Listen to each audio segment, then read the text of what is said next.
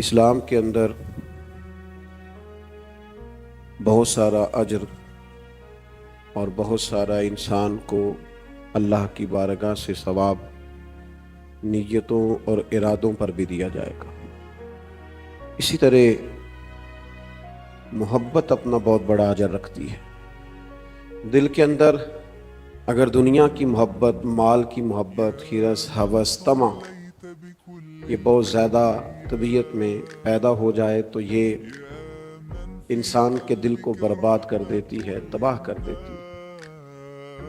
اور کریم محبوب علیہ السلام نے فرمایا کہ بھوکا بھیڑیا بکریوں کے ریوڑ میں چھوڑ دیا جائے تو اتنا نقصان نہیں کرتا جتنا شہرت کی اور دولت کی محبت انسان کے باطن کا نقصان کرتی، اجاڑ دیتی ہے اس کے باطن کو۔